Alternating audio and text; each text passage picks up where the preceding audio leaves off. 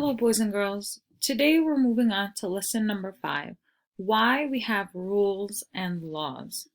So our learning intention is we will be able to identify how rules and laws are different and why they are important for communities and the citizens living in them. Our focus question is, why do communities need rules and laws?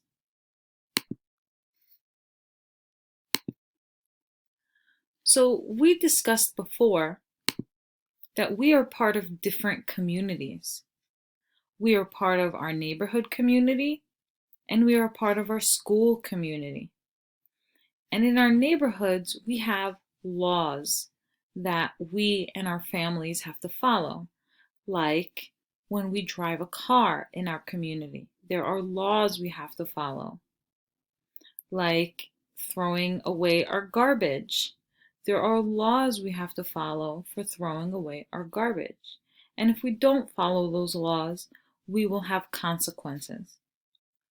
In our school community, we have rules that we need to follow. So laws control the behavior in communities and the country. They are written by and voted on by our government leaders, such as the mayor and the president. Unlike rules, laws are the same for every community within the same country.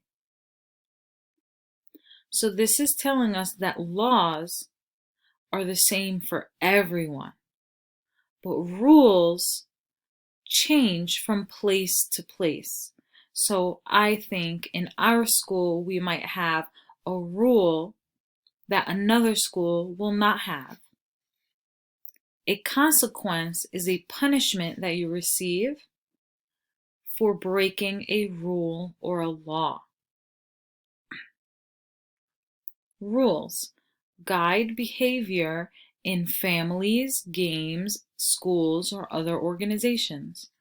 Rules can look different from family to family or school to school, but they are to be followed. They protect our safety.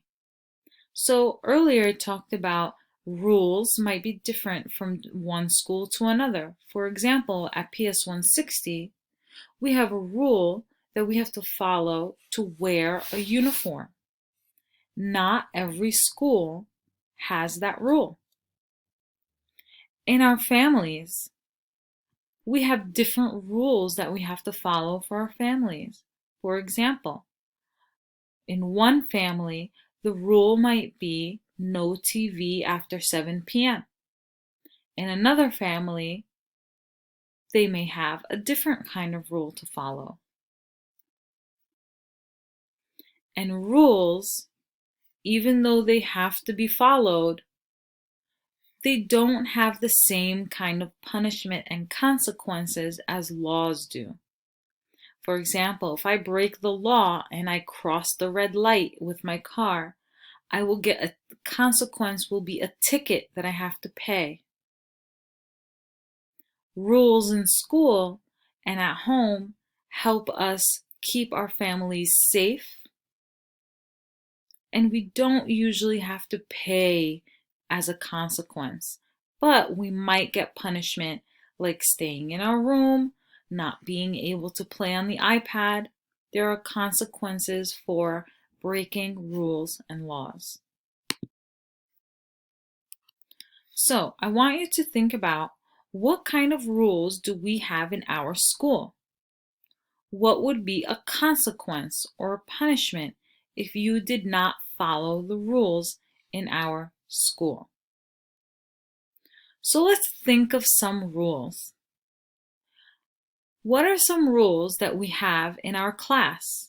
Even though we are on Zoom, you still have to do something to participate. You have to raise your hand to participate. And what might be some consequences if you don't raise your hand? There are other rules. When we are in school, we have to be in 2 straight lines. Why is that important? What might happen if we are not in two straight lines when we walk in the hallway? Another rule in our school is to be kind to each other. Why is that important? What might happen if we are not kind to each other? So, boys and girls, in your notebook, I want you to write down a rule that we have in our school at PS 160. And why is it important? What might happen if we do not follow this rule? I want you to think of a rule and write down 2 to 3 sentences of what the rule is and why it's important to follow that rule.